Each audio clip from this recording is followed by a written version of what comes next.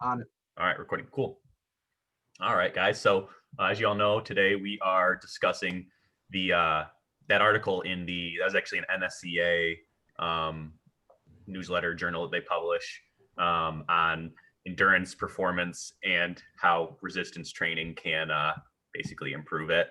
It's a topic we talked about a little bit, but more in the context of like interference effect, like that, and that was like 6+ months ago. But I think this is important to talk about, especially now. I think this is a time of the year that a lot of our endurance athletes will be, starting to think even more about their off-season training, especially after the holidays. So I think it's timely. But as the reflective questions said, we're going to talk a little bit about overall adaptations to resistance training and cardiovascular training first, and then how those adaptations can perhaps facilitate improvements. So I guess getting started, let's quickly summarize and talk a little bit about the resistance training adaptations that were mentioned in the article. They talked about neuromuscular adaptations first, which we know, strength to a big proportion of strength improvements are on a neuromuscular level, especially initially. So what were some of those neurological adaptations that were mentioned? What are the names? And then we can dive a little bit more into what they actually are. Well, the two off the top of my head that I know that I bring up a lot is like the rate of force development, and then the motor unit synchronization are the two that I probably have used the most. I remember those were in there. It wasn't all of them though. Yeah, those are two of them. This was something that I guess, Mike, I might be curious because I don't know the answer off the top of my head. And I remember being a little bit confused about this in school even. How can we differentiate, like what is the difference between rate of force development and power? Because like they're related, but they're different. And I remember the answer being a little bit weird, but It's more in how you measure it more than anything else. It's more of a measurement differentiation than anything. Power is in watts, and rate of force development normally has some kind of a time element, like a meters per second element to it. Practically speaking, there's really no difference for us in the performance setting. The difference would more be in like a biomechanics or kinematics setting where they are looking at slightly different parameters. But in general, I think we, practically speaking, for endurance athletes, actually care more about rate of force development than we necessarily do power, because contextually, I think power is typically looked at as work performed, and that's probably a little bit more applicable to a rower or a cyclist or a sport like that, where it's work over time versus a more discrete muscle action.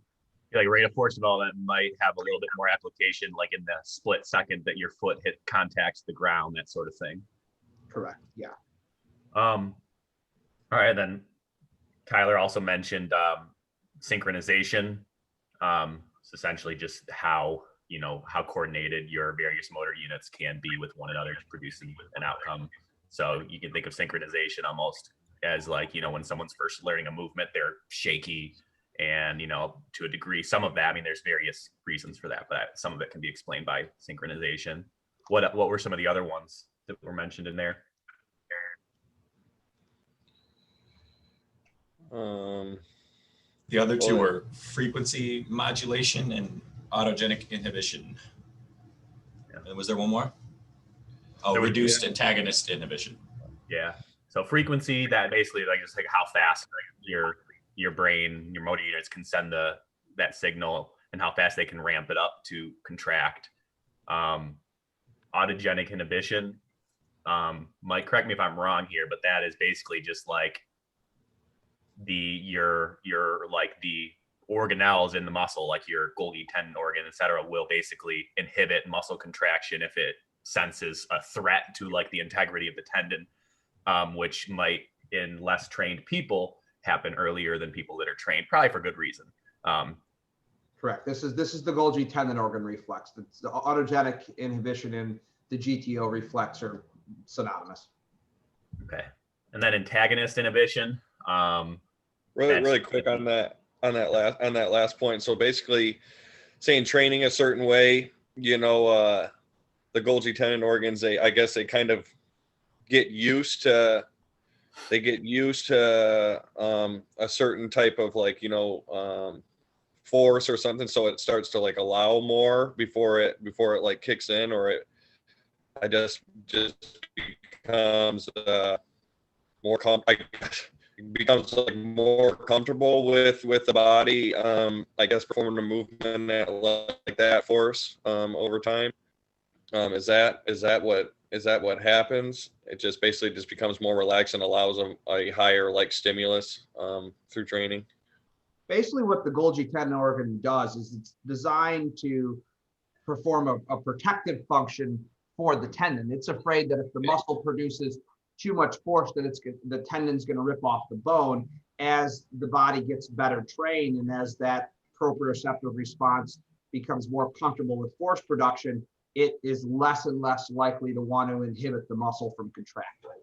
Okay. And you would think that that would be correlated with increased, you know, we know connective tissue adapts slower than muscle. So, you know, the more you train, there's a strengthening of the connective tissue too over time. Some of it, you know, not all of it, because there's not blood supply.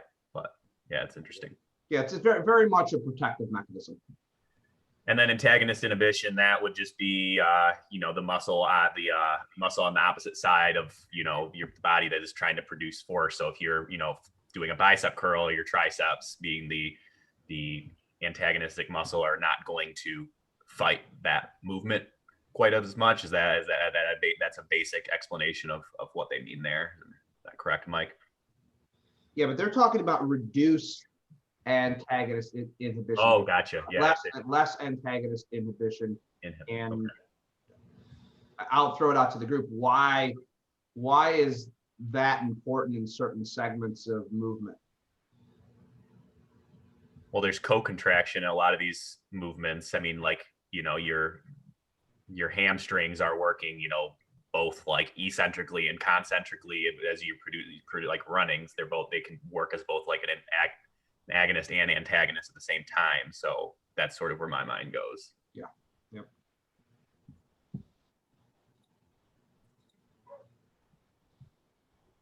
Anything else there? All right. Well, that's the basics for like from a neuromuscular standpoint. We'll just quickly go through these other ones a little faster just to make sure we get to the meat and potatoes here. But skeletal muscle plasticity adaptations, they're basically just referring to the ability to increase the size of muscle fibers. So it's hypertrophy. And then the ability, this is one's pretty relevant to this conversation, is the fiber type transition, which we can talk about a little bit more later. Like, we know type 1s can't change type 2 fibers, type 2s won't change type 1s, but there are those sort of intermediate fibers that can take on properties that are more aerobic or anaerobic in nature, which is pretty relevant to this conversation. Now, there was the article was kind of confusing me from what I know, because type 2A are compared to type 2X. Now, type 2A are the ones that have a higher aerobic capacity, right, than type 2X fibers.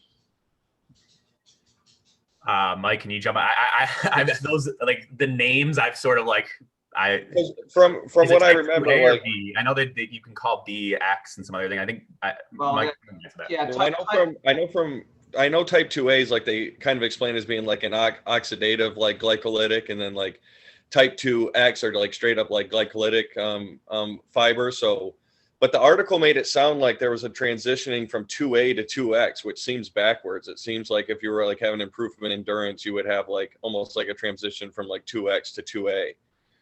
So I was confused a little bit on the wording that they used for the transitioning of fibers in the article. Yeah, and so first off, type 2B fibers, from like a histological perspective, are really only found in animals. This is just nomenclature. That's why it's shifted to type 2X rather than type 2B, just so we're wondering where that came from. But as you do more and more intense strength training, it's going to favor a shift more towards, to some degree, type 2X, although this gets into be a complicated morphological discussion around fiber type shifting that's probably beyond the scope of what we're talking about today. But nevertheless, Tyler, the point being is that if you train for more power and strength, you're going to see a shift towards the power and strength muscle fiber type of a type 2X. If you train for more endurance, you're going to see a shift from type 2X to type 2A. But there also is an element of this, and this is what I don't want to dive too deep into, where people who are largely sedentary will tend to have a higher proportion of type 2X. When they start to do strength training, you will start to see a shift towards type 2A. I think in the context of concurrent strength and endurance training for an endurance athlete, I don't think you're seeing that wholesale shift from type 2A to type 2X. I think that if anything, it's probably occurring in the other direction because of the prominent stimulus that's being placed in the muscle, which is likely the endurance stimulus. The endurance training. Yeah. Okay. Yeah, that makes a lot of sense. Cause I know type 2X, like they're like known for like fatiguing rapidly. And if we're talking like endurance, or if we're talking endurance athletes, it's just like, you know, well, how could that benefit them if they're transitioning to muscle fibers that are, you know, that are fatiguing more rapidly, but we also know like things like, you know, like acceleration, you know, like being able to like pass somebody in a race or like finish the race strong and being able to, you know, turn it on and like sprint to the finish type things, you know, that's beneficial. So, but that makes sense what you were saying, like, you know, like this is part of their training, but probably the majority of their training is like this large endurance amount of training, which would probably, you know, shift, like you said, shift it more to like a type 2A type thing. So, right. Yeah, and two other thoughts with that. One, the way this article is structured, they talk about strength training adaptations, then they talk about endurance training adaptations, and then they talk about concurrent training adaptations. And in this section, they're largely talking to strength training done in isolation. The second thing is, and this is probably the more practical conversation around isoform transformation and muscle fiber types, we never really have a good idea of what happens longitudinally to an athlete with their muscle fiber types. Typically, what we tend to see is there's a training intervention that is implemented, and then they biopsy pre and post a 12, 16, 24-week intervention, and then they see what the change in muscle fiber type may have been. We know in reality, a number of the endurance athletes we've been working with, I think of a guy like Chris Wolf, comes to mind, that older gentleman that ran Boston in like 3.5 hours. He'd been an endurance athlete for his entire adult life for 40 years. And there's no way of actually telling from a molecular standpoint what's happened to his muscle fiber types. But I would venture to say they've probably undergone a massive degree of plasticity towards type 2A, just because that's been his predominant training mode for so many years. Gotcha. No worries there, Adam. Yeah, and I think at the end of the day, you know, like the take home, like the most important thing is just to understand those type 2 fibers are a little more plastic and can, depend on what you do, they can take on slightly more, you know, strength, power, adaptations, or aerobic, you know, that sort of adaptation. So. Not that I want to go there, because it does kind of derail the discussion, but I firmly believe that over a 30 or 40 or 50 year training period, that you do see type 1 fibers essentially from a functional standpoint become type 2, or vice versa. I do think that happens. It's just the same thing with the hyperplasia conversation. It's like, does hyperplasia exist? Well, probably, if we could study a population long enough, but over the short terms that we study people, I guess the point is that the human body is plastic enough that there's no limit to, I think, what decades and decades of training can do to it. Yeah, that'd certainly be interesting if it was ever able to be studied. Obviously, it's hard to do. When can we start biopsying Caden? Gotta talk with Ellie about that. All right. Finally, we've got metabolic adaptations, which the article mentions as increases in muscle glycogen stores and enzymes associated with energy production in the glycolytic system. So those are some changes, adaptations that we get from resistance training as well, including, they mentioned, bone mineral density and some connective tissue stiffness stuff, which is actually probably fairly relevant again to to running when we're talking about impact with the ground, especially running, but perhaps other to a lesser degree than non-impact endurance sports like cycling and rowing, although maybe a little more rowing. No. Anything else there? So one quick question. Oh, sorry. Go ahead, Tyler. I was going to say, I disagree. Obviously for running like that, that's really relevant with all the impact, but maybe not as much with some of the lower impact cardios, but yeah. That's all.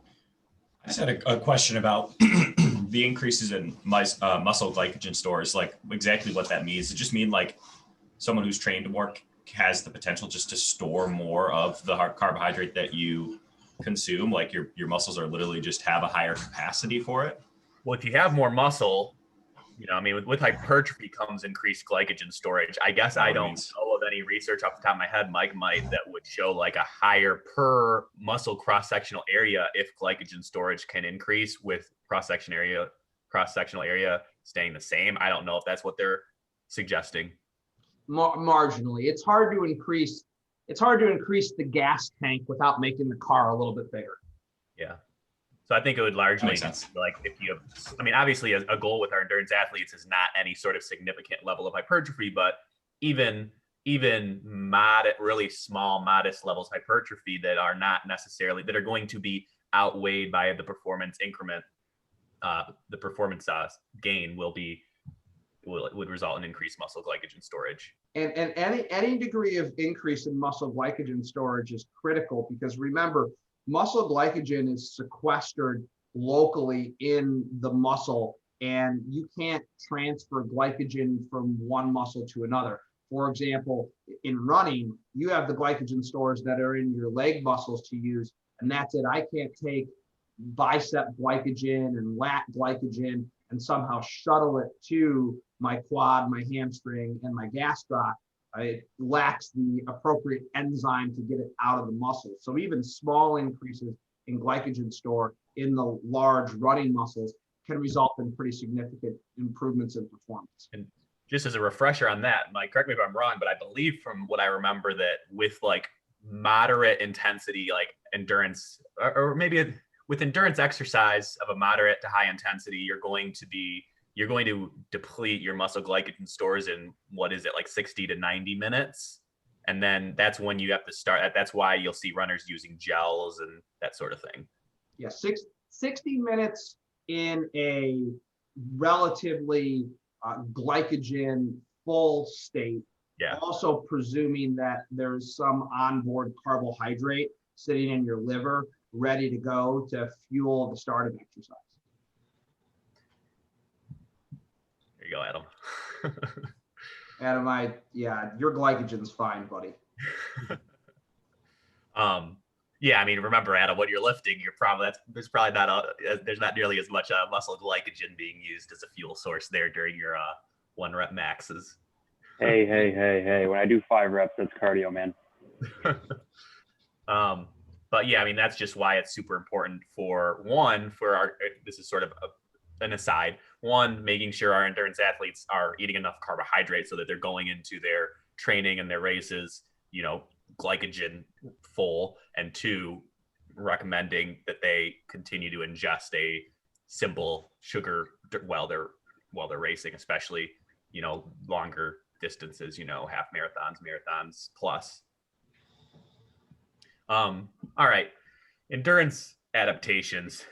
They mention stroke volume, cardiac output, and decreased heart rate at a given submaximal intensity, sort of like it's an economy type thing there. What is stroke volume? Just how much your heart is pumping out per beat. So, it typically leads to like a decreased heart rate as your stroke volume goes up. It's not going to take your heart as many beats like per minute to be pumping out as much as it needs to, as that stroke volume, because obviously they're just getting more per pump. So obviously an increase in stroke volume and allowing your heart to not have to work, to not have to pump as fast at the same relative intensity, I suppose, is a big benefit. Yeah. And then cardiac output is essentially just the product of, your stroke volume times your heart rate. So how much blood your heart can deliver to the working muscle tissue over a period of time. So as stroke volume changes, cardiac output and changes. Decreased heart rate at a given submaximal intensity. Well, if stroke volume goes up in response to like an endurance training program, and you only need the same cardiac output to achieve a given intensity, it makes sense that heart rate would then go down, right? If we're looking at that equation, cardiac output is the same. We only need X cardiac output to achieve a speed for a period of time. Stroke volume goes up, heart rate would go down. Anything else to mention there? Mike, do you have any thoughts on any of that stuff? Or? I have plenty of thoughts, but none that probably are relevant. I will like the fact that we're going to spend 5 minutes talking about the endurance adaptations in this discussion about strength training for endurance athletes, and we spent 20 minutes talking about the muscular fitness adaptations. Yeah. What do you expect with these people on this call? Bunch of meatheads, folks. Yeah. But the article does say later on that stroke volume, cardiac output is not necessary. It's not something that's really going to be improved by resistance training. Like those are things that are improved by their endurance training. But there are other things that we'll talk about that can influence endurance performance sort of independent of those things.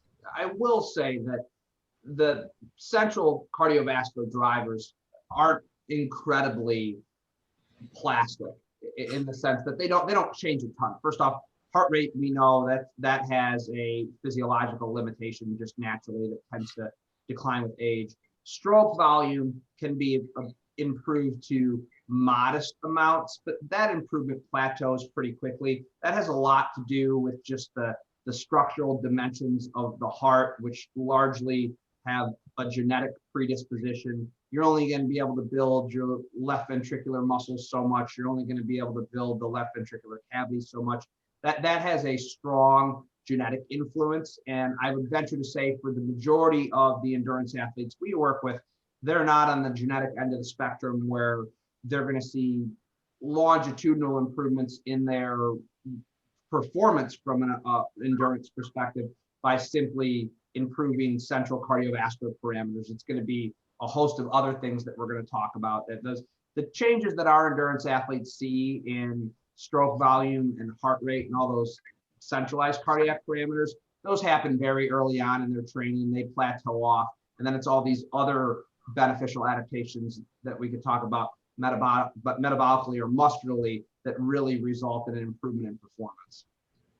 Yeah, if I remember correctly, it's sort of like that like the changes in stroke volume that you do see are mostly just like the ability, like the preload or whatever. Like you're able to basically the heart is able to expand more before contracting to pump a little bit more blood. That's the Starling mechanism. Acutely, you do see an increase in blood plasma volume, which increases the volume in the left ventricle, which results in a greater stretch, a greater recoil, and as a result of that, less end diastolic volume. But over time, you will see increased hypertrophy of the myocardium around the left ventricle. You can see some increase to left ventricular cavity size. And those both facilitate performance and aerobic adaptation, but there just are structural limitations to the human heart. And if you compare your standard East African high-level endurance athlete to one of our endurance athletes, there are just physiological and anatomical limitations to the heart. Yeah. All right. So the muscular alterations in response to endurance exercise are sort of the opposite of what we talked about for resistance training. Your type 2 fibers can take on slightly more oxidative aerobic characteristics, just like that. They can go the opposite way. These are sort of those transitioning fibers.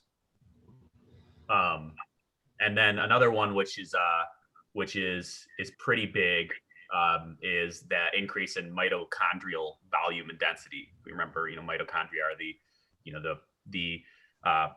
the powerhouse of the cell. They create energy for the muscles to do their work and everything else to do their work. So endurance and strength training, I believe, both have an impact on mitochondrial volume and density. That previously, and I think we talked about this a little bit in one of our previous talks, for a long time they thought that only endurance exercise improved mitochondrial function, but we know that is not entirely true.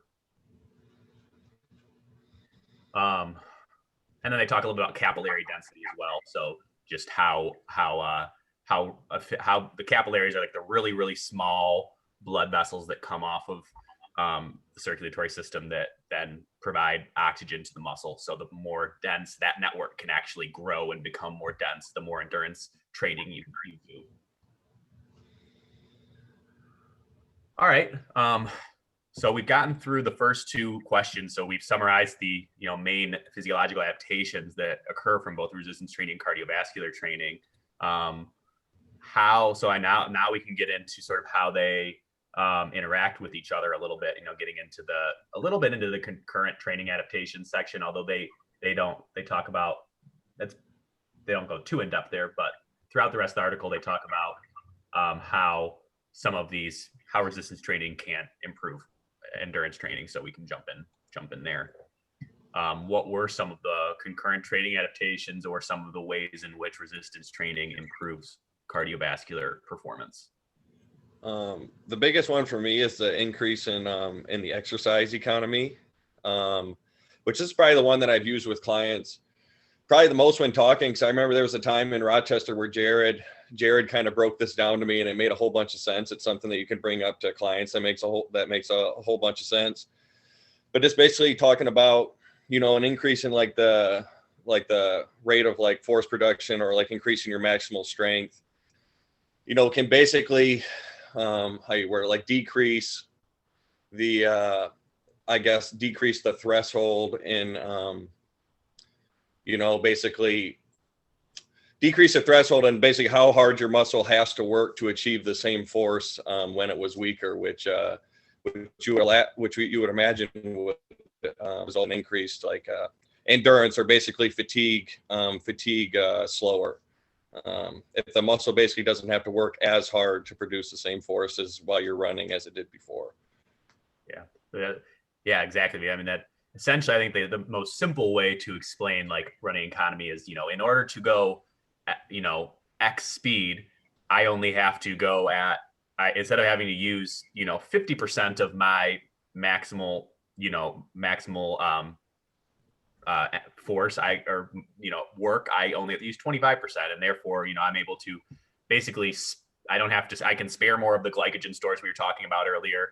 And, basically I will fatigue. There's not as much fatigue if I'm not working as hard. If I have to, in order to achieve a 7-minute mile, I will be able to do that a lot easier than I would have had to before because I'm more economic with how I run. And also it'll take longer before I'm glycogen depleted. Yeah, that's like a super easy concept that like you're talking to an endurance person, they can understand that right away in terms of why they're taking our strength class when they're a runner. Yeah, for sure. I think running economy and then just injury prevention are both really easy ones that are very easy to understand. The power conversation, which we'll get into in a little bit, it can be a little bit harder to both explain and understand. Yeah. All right. Any other comments on running economy? One of the common analogies I use is taking your body from like a Dodge Ram pickup truck to a Toyota Prius. So for the same amount of fuel, you can travel a greater distance, and people tend to understand that a little bit more just because it's something that they're knowledgeable about. People know what fuel economy is in a car. So it's essentially making you be able to travel further with utilizing less fuel by increasing the strength and the elastic component of your muscles and things of that nature. In the video the NSCA presentation I sent out, I don't know if any of you guys have ever listened to that one. He talks too about as you increase strength in endurance athletes. And I had never heard of this concept before watching that. The muscles in the motor units within a given muscle will actually cycle, like partition out into 3 groups. So like, let's say your quads, for example, as you're running, you'll only need to use a third of your quad musculature that you would normally use to propel yourself at X pace. And then the other quad musculature can be resting, and you'll actually cycle through those. So it actually increases your endurance long-term because you don't have to recruit as many motor units to accomplish the same force and same speed, which was, I had never heard of that concept before. I'm like, I don't know if there's a name for that concept, but he's done a bunch of research at the university that he teaches at along those lines. And that's another concept that especially if you draw it out or you get good enough at explaining it, people are like, oh, I use 1/3 less of my muscle, so the other 2/3 are resting. And then that makes sense that they would fatigue slower. So it's just a easy thing for people to understand. Yeah, and that's something, Jared, that was related to, like, that happened to a greater degree after resistance training. Yeah. I've seen that happen with MMA athletes before. I remember a time when we were in Vegas that we were doing, or Dave Sandler was doing EMG readings on some pretty high-level MMA guys during different type of choke and submission maneuvers. And they actually found them cycling between different motor units in the muscle and different muscles to maintain the choke for a longer period of time, rather than it just being assuming, oh, it's all like bicep and pec or something like that. It's like, it's deltoid sometimes, and it's brachioradialis sometimes, and it's pec minor sometimes. It is astounding how the body will adapt and become more efficient to a given demand. Yeah, tapping muscles in and out. It's interesting. And then, Jared, you had mentioned muscle and tendon stiffness with regard to the economy conversation. How does muscle and tendon stiffness create a more economic runner?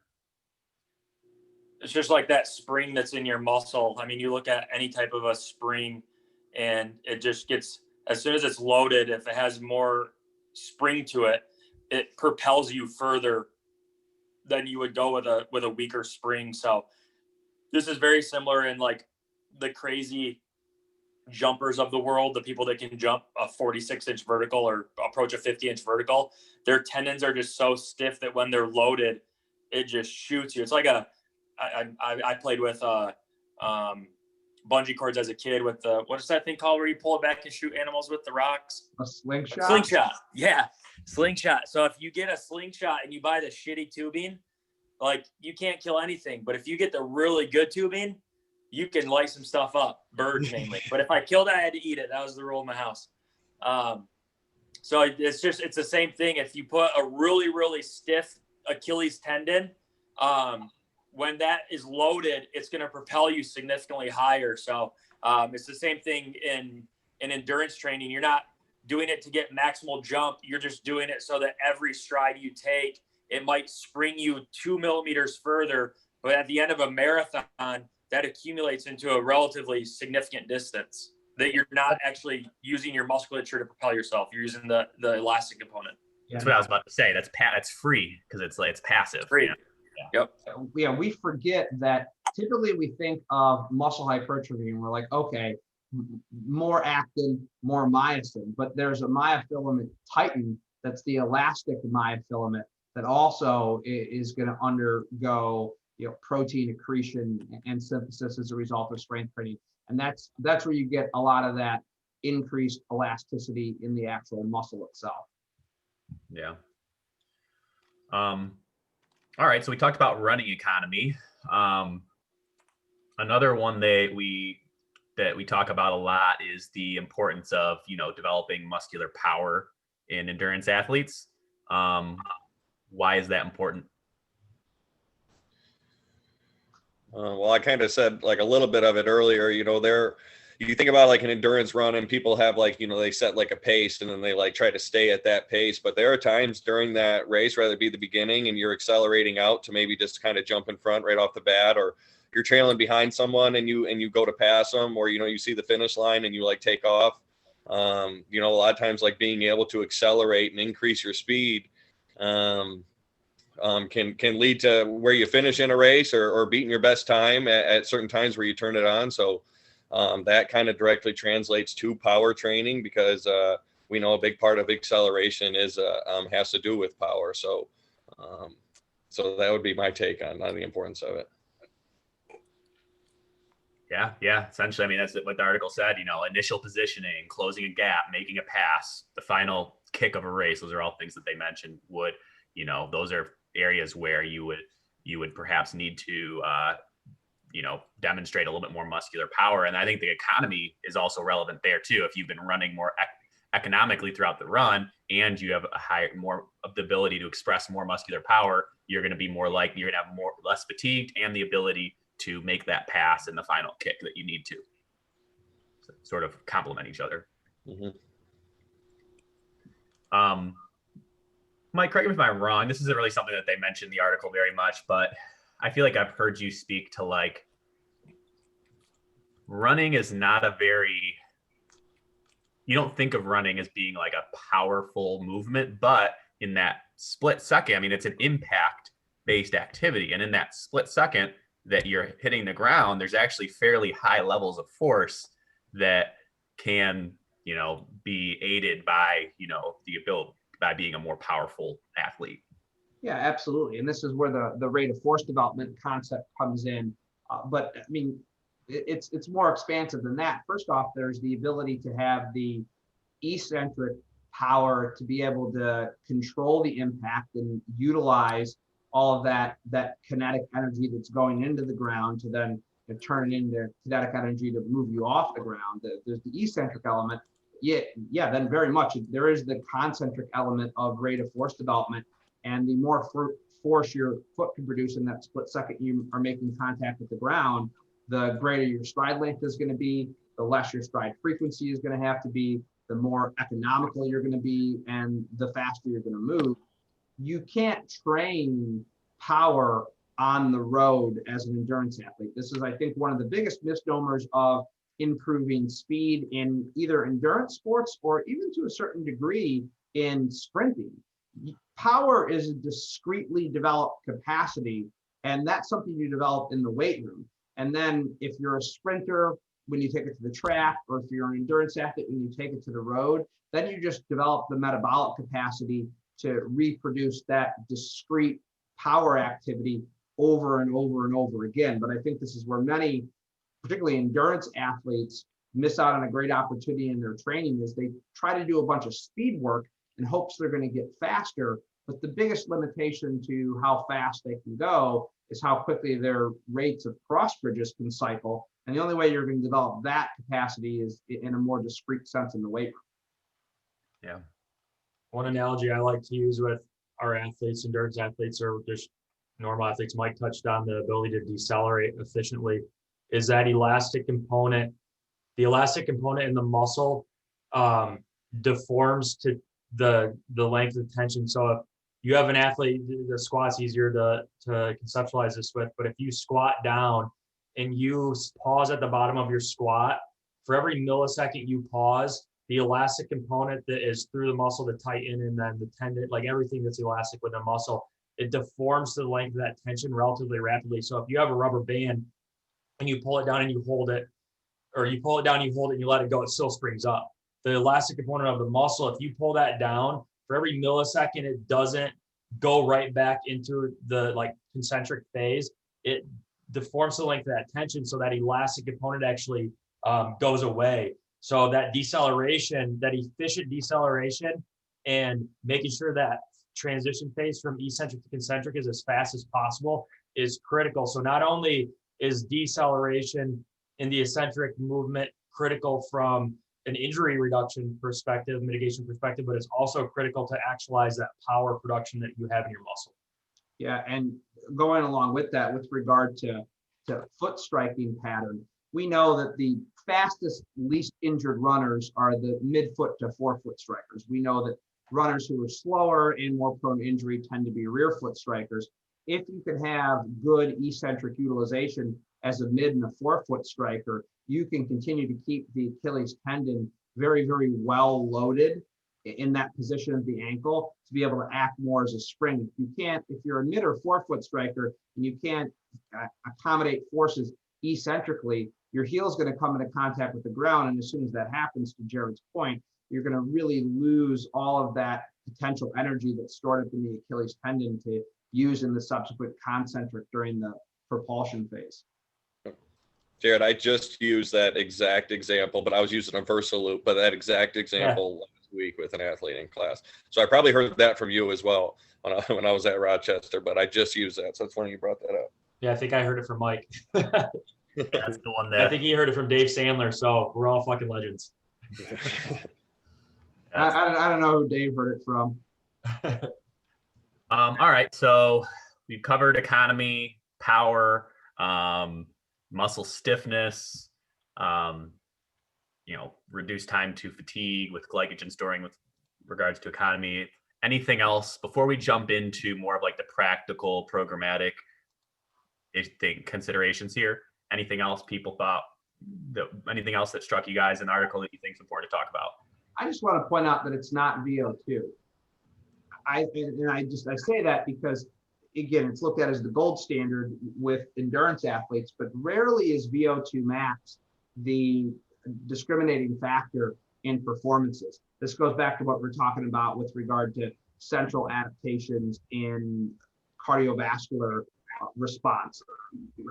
Just like your central adaptations are largely genetically pre-programmed from a cardiovascular perspective, very much the same thing with VO2 max. You can improve your VO2 max to a degree. Most endurance athletes that are training at a moderately significant volume and intensity are going to top that out probably in a year to 18 months max. And then any other subsequent improvements we're going to see are in things like running economy, rate of force development.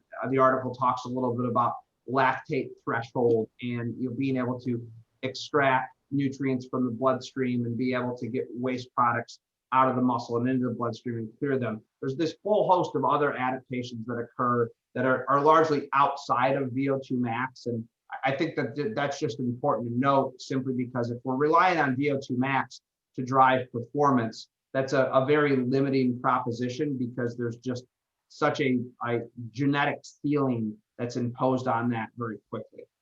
Yeah, right as you started talking about that, I'm trying to find some information really quick, but these numbers, so this, from according to Tim Noakes, who's, he's sort of gotten some bad, he's been tied to like the whole low carb thing. So that aside, he's still a very intelligent guy. He was stuck to endurance.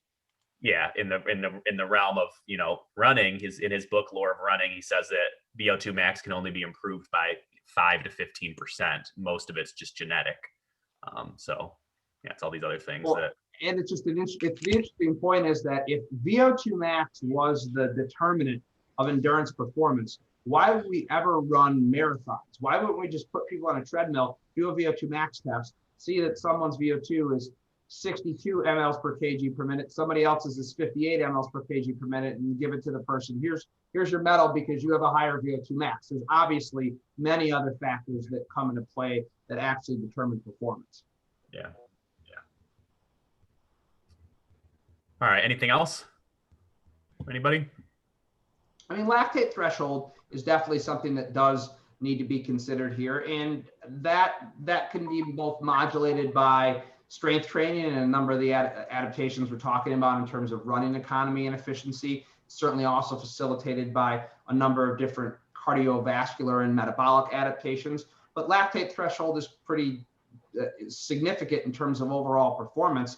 If you could push that lactate threshold to higher and higher percentages of your VO2, you're going to be much better suited to perform at a higher level. And that's going to be influenced to some degree by strength training and a degree of the anatomical and physiological adaptations that happen in the muscle, but that's also can be influenced largely by the way you design an endurance training program and how you have the endurance athlete running in and around that calculated lactate threshold, and then how you test and kind of longitudinally observe changes in lactate threshold to ensure you're constantly updating their intensity of their program to ensure it matches that ever-changing level of lactate threshold. I think that a lactate measurement, and I know this is not a discussion about how to program an endurance athlete with regard to their metabolic training, but I think that is the single parameter that should be measured most frequently, probably every 4 to 6 weeks for an endurance athlete. So you're always capable of making sure you're adjusting their training intensities in and around that lactate threshold, especially the workouts that are designed to push threshold. And there are ways to design a workout to drive that up, but in order for that to happen, you actually have to know where it sits. And I would say it's the most malleable of all of the metabolic adaptations that will occur for an endurance athlete. It is where that lactate threshold is at. Yeah, it's an interesting one. I mean, we sort of skipped over that section, so I'm glad we talked about it a little bit here. But yeah, I mean, I remember back when you were doing a lot of endurance RX, Mike, you had specific runs at specific paces, and with runs in the week that were specifically designed to push, be at or around the lactate threshold, which I assume that is sort of that pushing the envelope, and then hopefully over time that is that LT is going up. Yeah, and we used to measure it. I mean, we would, with my more serious endurance athletes, every 4 to 6 weeks, we do a lactate threshold test.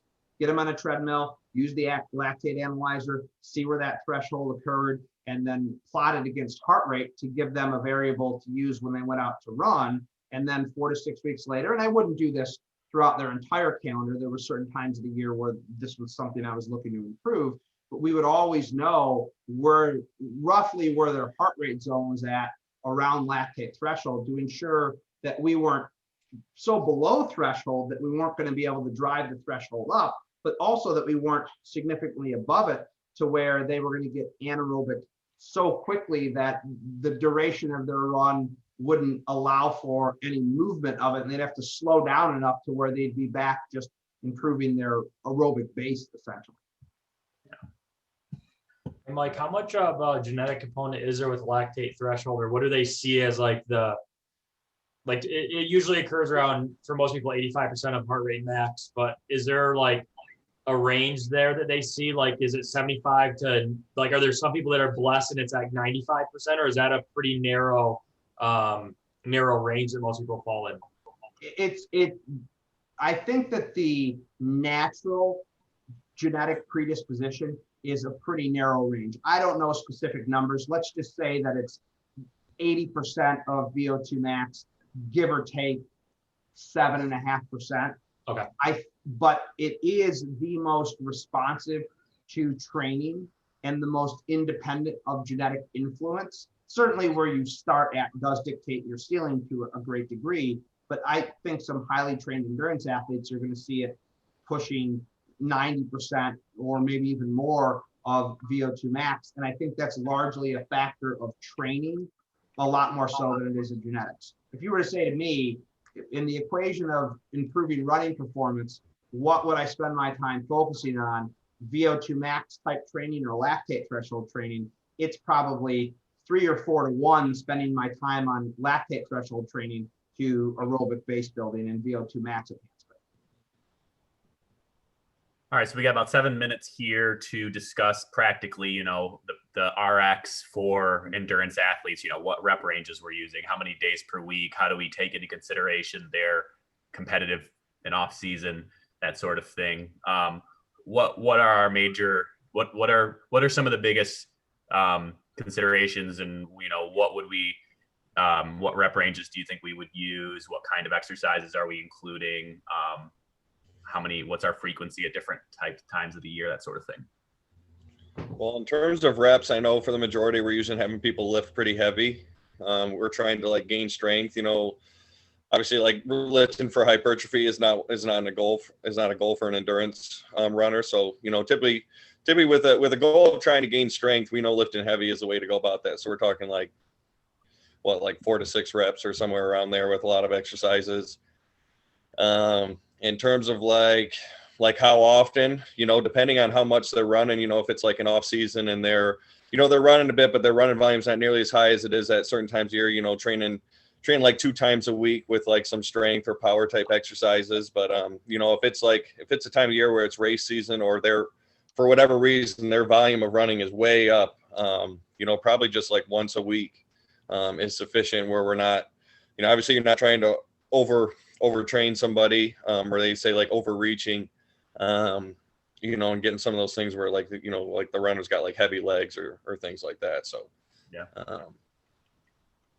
That's what I got. But I also know we got times where we have endurance athletes in there. We go high reps at times too. But I just know that hypertrophy is something that we're trying to stay away from. So we don't do too much of like the 8 to 12 type thing.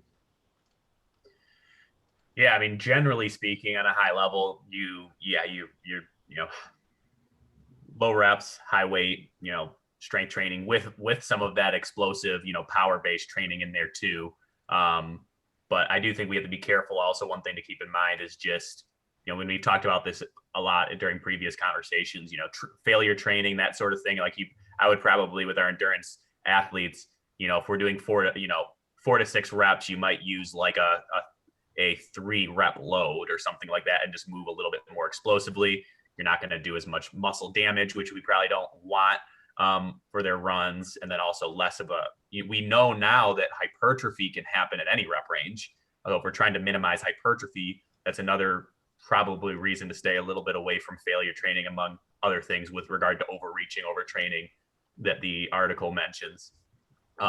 So yeah, I think generally speaking, we're using low rep ranges, high loads, but probably not to failure much, if at all, with intent to be explosive, just like we do for any of our athletes. But yeah, I mean, like you mentioned, Tyler, we do include higher rep ranges in our cycles. Mike, do you want to speak a little bit more to some of the rationale for that? I know we only have three minutes left here, but yeah, typically that's an off-season phase for an endurance athlete when their running volumes are down and we're just trying to drive a little bit more of an anaerobic adaptation from those strength training workouts. Those type of training phases are never in there when they hit their preseason on through their competitive and peaking phase. I think there's probably 2 or 3 months out of the year max when they're in the midst of their off season. One of the other reasons that I've tended to use those type of workouts, because with energy expenditure being down from running less, those workouts tend to be a little bit more energy expenditure intensive, which helps the endurance athlete manage their body composition a little bit more. But during their competitive phases or their preseason phases, the last thing I'm going to do with them is have them do high reps in the weight room, because they're doing ultra high reps on the road all day long. for sure. Yeah. So ultimately it's like really high intensity, but just low volume overall, because you're just not trying to, like Sawyer said, get to that failure or like get a lot of that muscle damage. Yeah, I don't know. I've never really thought about that with endurance people that we have in class. So in terms of like, if they're doing 4 to 6, it shouldn't relatively be like getting to 6 reps where it's like like the absolute max that you can do. Should we keep that in mind a little bit more when we're running like our strength classes and we got endurance people in there? Like, yeah, it's 4 to 6 and we want it to be, a tough 4 to 6, but we don't want it to be like your absolute max of what you can do from 4 to 6. Yeah, I think for the most part, I would say yes. I mean, I think, a set that is, the final set being to failure for somebody who is not, I think if you're only lifting twice a week, if you go to failure a little bit, you're probably, okay, especially if your miles aren't super high. And I think failure training can perhaps lead to maybe, even a little bit of it done well can maybe lead to more strength than if you never go to failure. So I don't think we should just like exclude it completely. We just have to be careful with it within the context of everything else. How many days per week are they lifting? How many miles are they running? That sort of thing. Yeah, I agree. I think that it's very context and person dependent. I think in general with any athlete, almost without exception for their sport, endurance all the way up to our most explosive athletes, I would always rather have them do 1 fewer repetition, but do all of those repetitions in the set more explosively than go all the way to failure and do those repetitions at a slower rate of force. Got it. And obviously that can be, if we want to get really in the weeds about it, specific to the sport that we're talking about too. If we're talking about an offensive lineman, I might be a little bit more okay with a little bit more slow failure training because they do a little, that matches their movement a little bit. Now, obviously, getting up off the line and a quick explosive punch is a fast movement, but then from there, you're just sort of pushing against each other, which is a slow, high force movement. So you could match it to the athlete's activity to a degree also, but that's getting fairly high level. All right, it's 11 o'clock. I know we got a hard stop at 11 here. So thanks everybody. Good topic. I enjoyed it. Thank you. Good talk. Yep. Thank you. Yep. Bye. Thanks guys. Good stuff. Take care.